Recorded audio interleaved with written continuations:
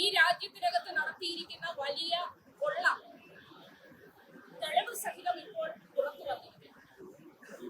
എങ്ങനെയാണ് അദ്ദേഹം BJP-യുടെ അധ്യക്ഷ പദവിയിലേക്ക് എത്തിയത് എന്നതിനെ സംബന്ധിച്ച് ഈ നാട്ടിലെ ജനങ്ങൾക്ക് നല്ല വ്യക്തമായിട്ട് അറിയാം.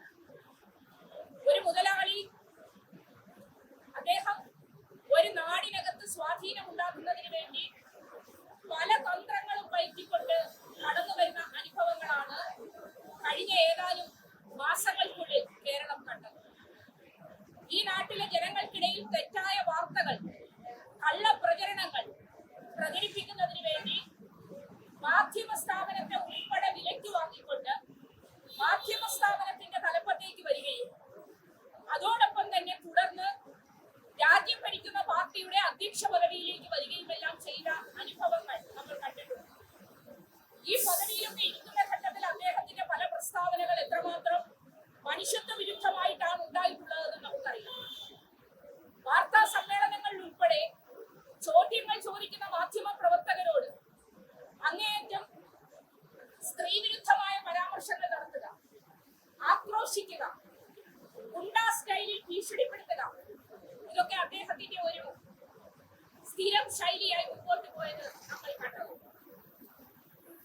എന്നാൽ വലിയ തോതിൽ കപട വാർത്തകൾ പ്രചരിപ്പിച്ചുകൊണ്ടും ജനങ്ങളെ തെറ്റിദ്ധരിപ്പിക്കുന്ന വിധത്തിലുള്ള വിവരങ്ങൾ നാടിനകത്ത് വലിയ തോതിൽ പ്രചരിപ്പിച്ചുകൊണ്ടും മുഖമറ സൃഷ്ടിച്ചുകൊണ്ടാണ് ഇദ്ദേഹം മുമ്പോട്ട് പോയത്. എന്നാൽ ഈ ദിവസങ്ങളിൽ പുറത്തു വന്നിരിക്കുന്ന വാർത്ത എത്രമാത്രം ഗൗരവമുള്ളതാണെന്ന് ഈ നാടിനറിയാം.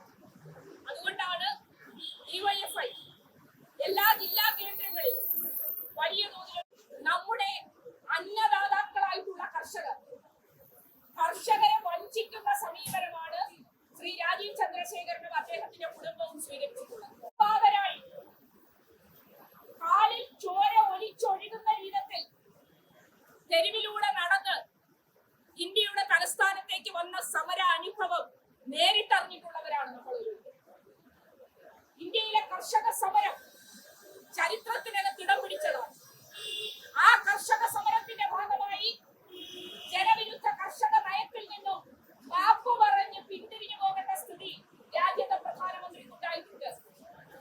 എന്നാൽ പ്രധാനമന്ത്രി തുടരുന്ന അതേ കർഷക വിരുദ്ധ സമീപനം തന്നെയാണ് അദ്ദേഹത്തിന്റെ പാർട്ടിയും സ്വീകരിച്ചുകൊണ്ടിരിക്കുന്നത്.